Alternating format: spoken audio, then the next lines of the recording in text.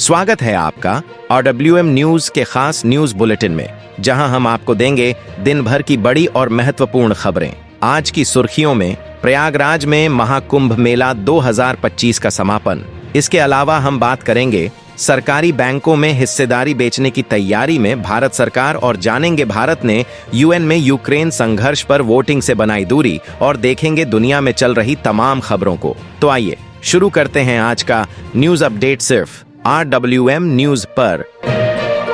गुवाहाटी में हुए एडवांटेज असम के दूसरे एडिशन में PM मोदी ने एक बड़ी इन्वेस्टमेंट और इंफ्रास्ट्रक्चर समिट को एड्रेस किया। उन्होंने साफ कहा कि असम सिर्फ नॉर्थ ईस्ट का हिस्सा नहीं है, बल्कि ये भारत और साउथ ईस्ट एशिया के बीच एक बड़ा गेटवे बन रहा है, जहां जबरदस्त संभावनाएं हैं।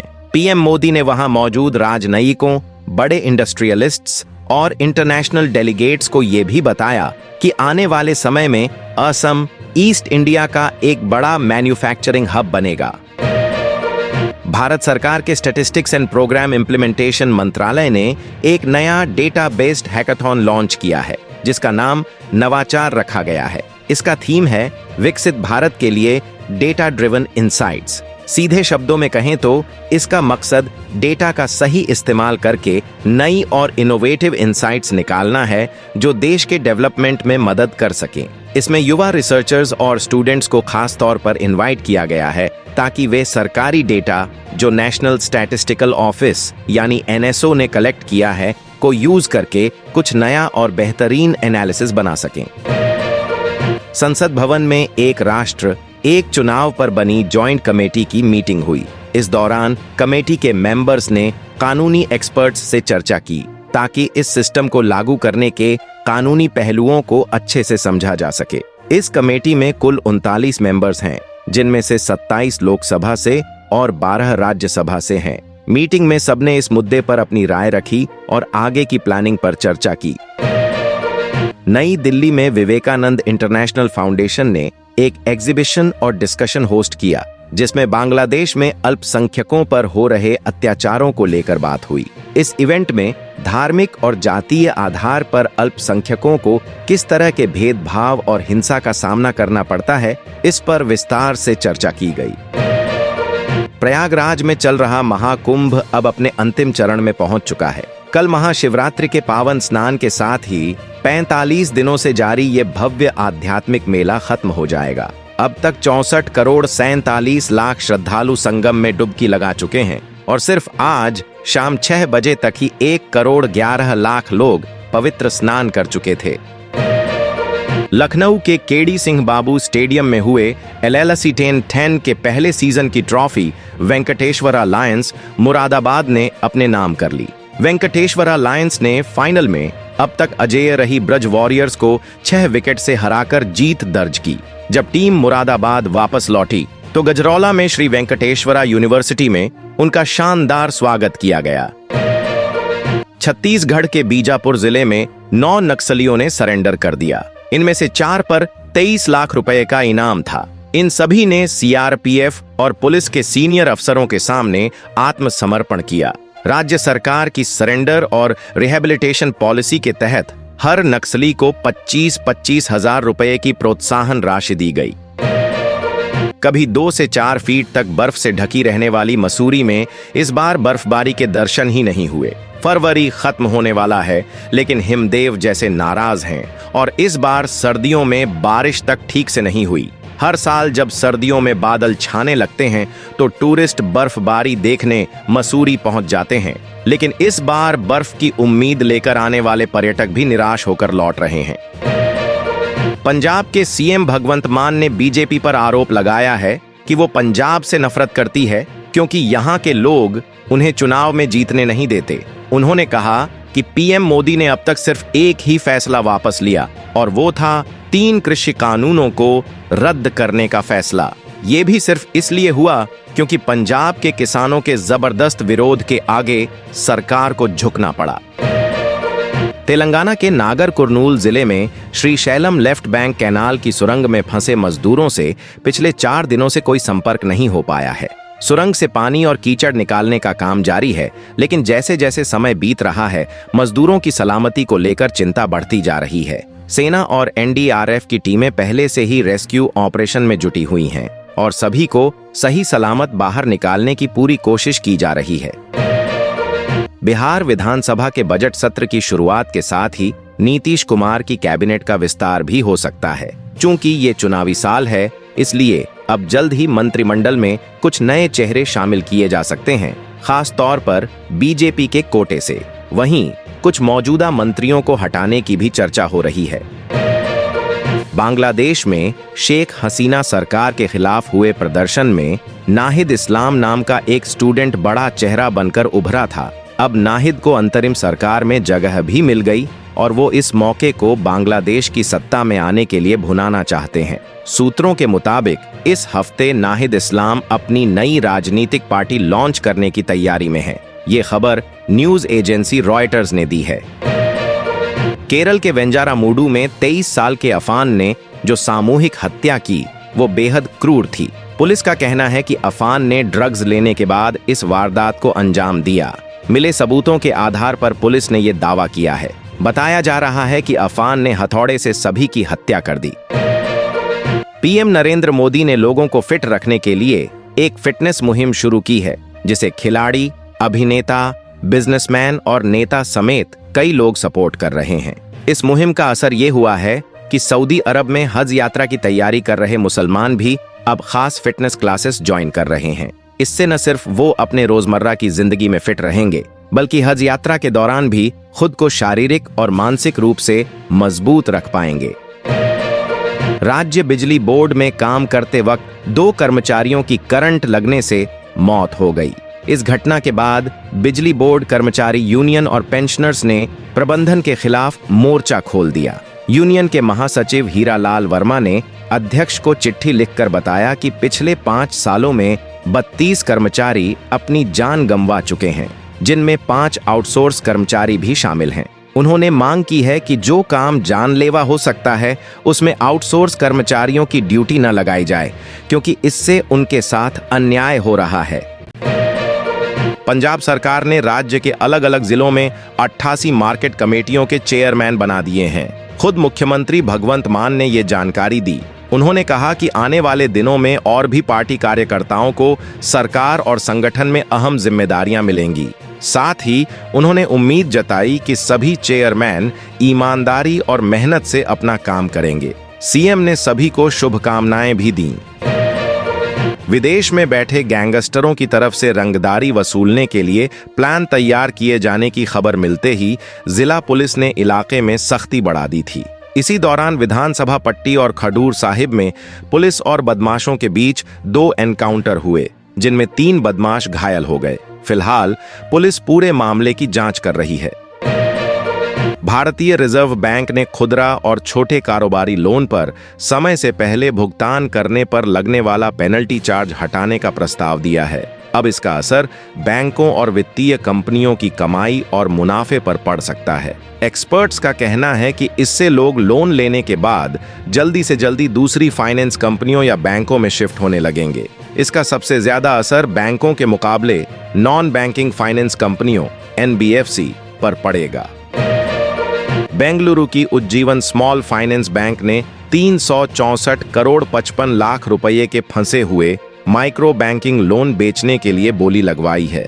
ये नीलामी स्विस चैलेंज मेथड से की जा रही है। सूत्रों के मुताबिक इस नीलामी में एवेन्यू कैपिटल और भारतीय स्टेट बैंक SBI समर्थित एसेट रिकंस्ट्रक्शन कंपनी ARCL ने 34.26 करोड़ रुपए की शुरुआती बोली लगाई है। इसका मतलब यह है कि बैंक को इस डील में करीब 90% का नुकसान होगा। लेनोवो ने अपना आइडिया पैड स्लिम 5 भारत में अपग्रेड कर दिया है और अब इसमें AMD Ryzen AI 7350 प्रोसेसर मिल रहा है। अगर आप नया लैपटॉप लेने की सोच रहे हैं तो इसमें 14 और 16 इंच के डिस्प्ले ऑप्शन मिलेंगे और साथ में 60V की बैटरी दी गई है। कंपनी का कहना है कि ये लैपटॉप मिलिट्री ग्रेड ड्यूरेबिलिटी के साथ आता है, यानी टफ कंडीशंस में भी बढ़िया चलेगा। रक्षा मंत्री राजनाथ सिंह ने बिना किसी पार्टी का नाम लिए कहा कि आज पूरी दुनिया भारत की बात सुनने के लिए तैयार रहती है। मोदी सरकार ने देश की इकोनॉमी को इतनी मजबूती दी है कि अब हम दुनिया की 5वीं सबसे बड़ी अर्थव्यवस्था बन चुके हैं और 2027 तक तीसरे नंबर पर आने की ओर बढ़ रहे हैं। उन्होंने किसानों की स्थिति पर भी बात की और बताया कि सरकार हर साल किसानों को 6,000 रुपये सम्मान निधि के रूप में देती है, जो 3 किस्तों में उनके खाते में आते हैं। सोमवार को पूरे देश में 25,000 करोड़ रुपए की 19वीं किस्त ट्रांसफर की गई, जिसमें हिमाचल के 9,75,000 किसानों को 180 करोड़ रुपए मिले। अमेरिका ने भारत की 4 कंपनियों पर बैन लगा दिया है। दरअसल अमेरिका ने भारत समेत ईरान की कुल 16 कंपनियों पर यह प्रतिबंध लगाया है। वजह यह बताई जा रही है कि इन भारतीय कंपनियों का ईरान के तेल और पेट्रोकेमिकल इंडस्ट्री से कथित तौर पर जुड़ाव था। अब इस फैसले का असर इन कंपनियों के कारोबार पर पड़ सकता है। रूस ने साफ कर दिया है कि वह यूक्रेन के साथ ऐसा शांति समझौता चाहता है जो लंबे समय तक टिके, न कि अमेरिका के दखल से कोई छोटा मोटा युद्ध विराम हो। रूस ने यह भी कहा कि वह बातचीत के लिए तैयार है। दूसरी तरफ यूक्रेन के राष्ट्रपति जेलेंस्की ने भी कहा कि दोनों देशों को पहले सभी बंदियों को रिहा करके बातचीत का सही माहौल बनाना चाहिए। इस बीच चीन के राष्ट्रपति शी चिनफिंग ने रूसी राष्ट्रपति व्लादिमीर पुतिन से फोन पर बात की और यूक्रेन युद्ध को खत्म करने की कोशिशों में रूस को पूरा समर्थन देने का भरोसा दिया है। अब्दुल्ला औज़म की रिहाई का रास्ता आखिरकार साफ हो गया है। करीब 16 महीने से जेल में बंद अब्दुल्ला को सोमवार को बड़ी राहत मिली, जब MPMLA मजिस्ट्रेट ट्रायल कोर्ट ने उनके खिलाफ चल रहे सभी 42 मामलों में रिहाई के आदेश जारी कर दिए। अब ये परवाने हरदोई जेल भेजे जा चुके हैं। एक नया पश्चिमी विक्षोभ उत्तर पाकिस्तान और आसपास के इलाकों में एक्टिव हो गया है, जिसकी वजह से भारत के कई राज्यों में हल्की से लेकर भारी बारिश हो सकती है। इससे मौसम में थोड़ा बदलाव देखने को मिलेगा। वैसे फरवरी में अब तक बारिश काफी कम हुई है और जो बारिश होने वाली है वो भी इतनी नहीं होगी कि इस कमी को पूरा कर सके। भारतीय बैडमिंटन खिलाड़ी लक्ष्य सेन को कर्नाटक हाई कोर्ट से बड़ा झटका लगा है। उनके जन्म प्रमाण पत्र में हेराफेरी के आरोप को लेकर दायर याचिकाओं को कोर्ट ने खारिज कर दिया है। ये मामला M.G. नागराज नाम के शख्स ने उठाया था, जिनका कहना है कि लक्ष्य सेन, उनके परिवार और कोच विमल कुमार ने फर्जी दस्तावेज पेश किए हैं। ICC चैंपियंस ट्रॉफी 2025 में पाकिस्तान का सफर खत्म हो गया है। टीम ने सिर्फ 6 दिन के अंदर लगातार 2 मैच हारकर टूर्नामेंट से बाहर हो गई। अब बस लीग स्टेज का आखिरी मुकाबला 27 फरवरी को खेलेगी, लेकिन इसका कोई असर नहीं पड़ेगा क्योंकि सेमीफाइनल की रेस से पहले ही बाहर हो चुकी है। प्रीति जिंटा के 18 करोड़ रुपए के कर्ज माफी का मामला अब तूल पकड़ रहा है। केरल कांग्रेस ने ट्वीट करके आरोप लगाया कि प्रीति ने अपना सोशल मीडिया अकाउंट बीजेपी को एक्सेस दे दिया और बदले में उनका कर्ज माफ कर दिया गया। इस पर प्रीति जिंटा ने एक लंबी पोस्ट लिखकर अपनी सफाई दी है। फिल्म इंडस्ट्री इस वक्त जबरदस्त संकट में है। प्रोड्यूसर्स और एक्टर्स के बीच सीधा टकराव हो गया है। केरल फिल्म प्रोड्यूसर्स एसोसिएशन ने पैसे की दिक्कत, एक्टर्स की बढ़ती फीस और टैक्स को लेकर हड़ताल का ऐलान कर दिया है। वहीं मलयालम मूवी आर्टिस्ट्स एसोसिएशन ने इस हड़ताल का सख्त विरोध किया और साथ देने से इनकार कर दिया। यानी इंडस्ट्री में माहौल गर्म हो गया है। विक्की कौशल की फिल्म छावा में दिव्या दत्ता का रोल काफी चर्चा में है।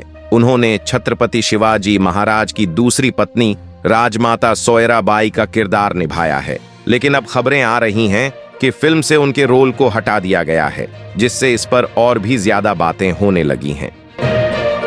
दिल्ली में आज विधानसभा सत्र का दूसरा दिन था। शुरुआत उपराज्यपाल VK सक्सेना के भाषण से हुई, लेकिन बीच में आम आदमी पार्टी के विधायकों ने हंगामा कर दिया। उपराज्यपाल ने अपने भाषण में बताया कि दिल्ली सरकार किन मुद्दों पर काम करने वाली है, जैसे यमुना की सफाई, भ्रष्टाचार खत्म करना, अनाधिकृत कॉलोनियों को नियमित करना और प्रदूषण कम करना। शाहजहांपुर के पुवाया में एक युवक की जान सिर्फ इसीलिए चली गई क्योंकि पुलिस समय पर उसे अस्पताल नहीं पहुंचा पाई।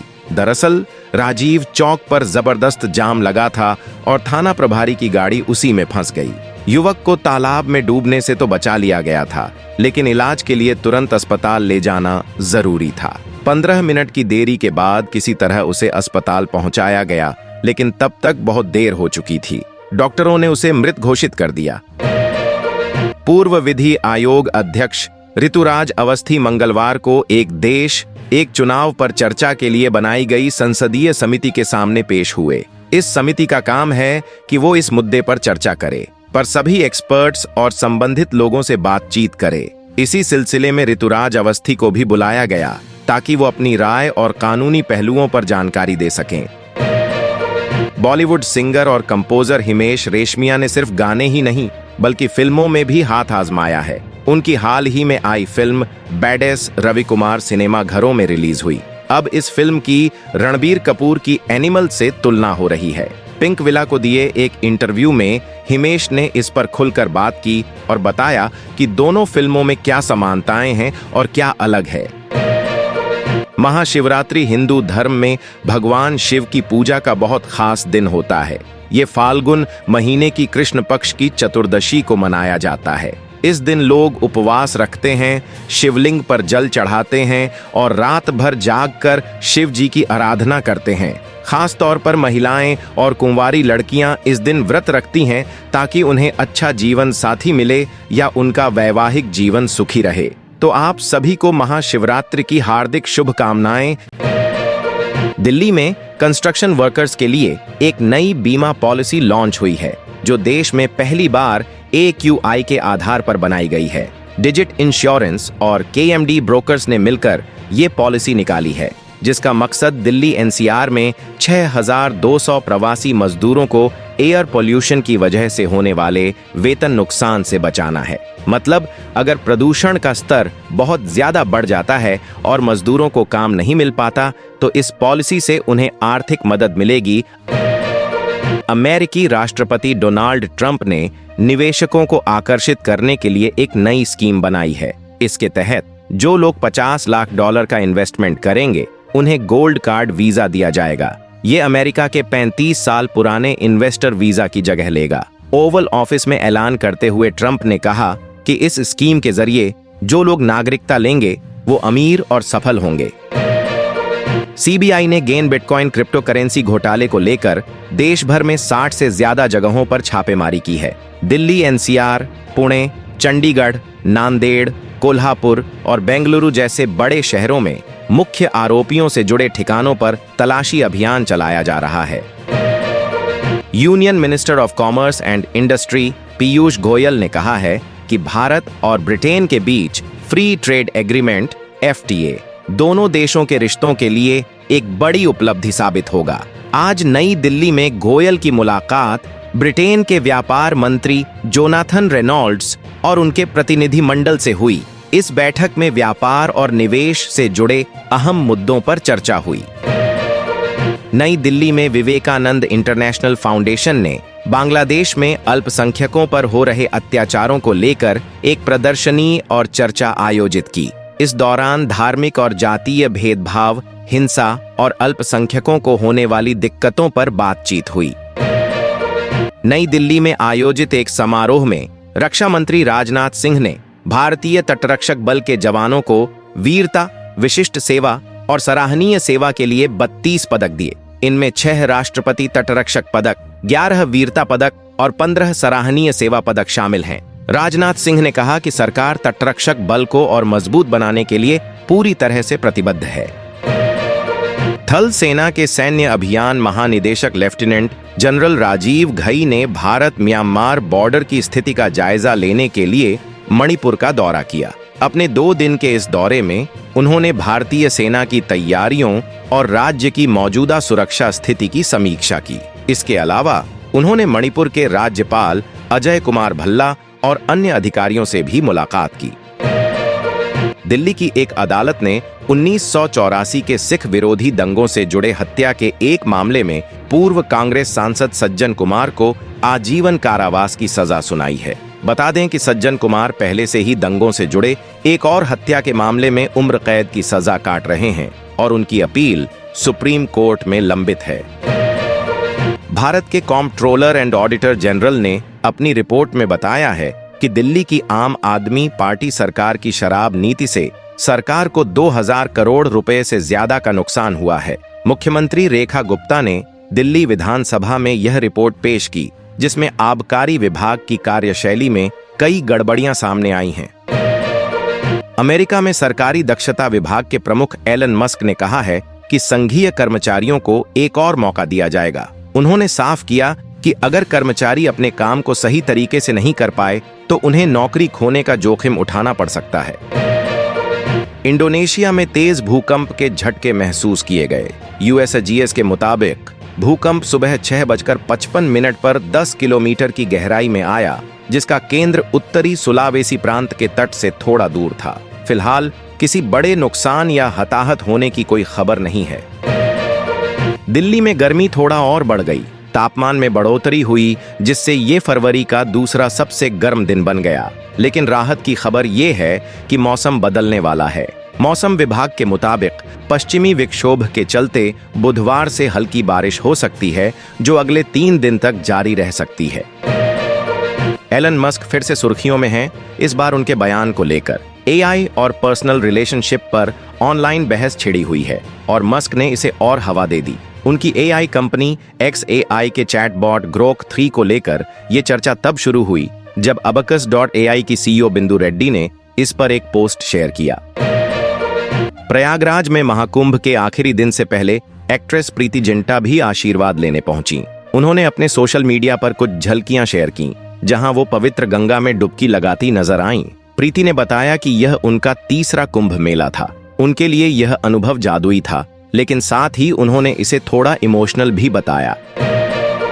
लुधियाना पश्चिम उपचुनाव के लिए आम आदमी पार्टी ने संजीव अरोड़ा को अपना उम्मीदवार बनाया है।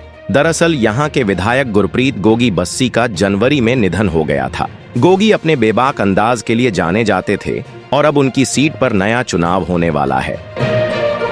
सदर थाना इलाके में NH 75 के पास खुशबू ढाबा के पास एक खड़ी ट्रक से कार की जबरदस्त टक्कर हो गई। हादसा इतना भयानक था कि अफरा तफरी मच गई। इस एक्सीडेंट में JMM की राज्यसभा सांसद महुआ मांझी, उनके बेटे, बहू और कार ड्राइवर घायल हो गए। सांसद की हालत गंभीर बताई जा रही है और उन्हें रिम्स अस्पताल में भर्ती कराया गया है। इसके साथ आज की वीडियो में बस इतना ही। अगर आपको वीडियो अच्छी लगी हो तो वीडियो को लाइक करें, शेयर करें और चैनल को सब्सक्राइब करें और बेल आइकन दबाएं ताकि नए वीडियो की अपडेट आपको मिलती रहे। तब तक के लिए जय हिंद, जय भारत।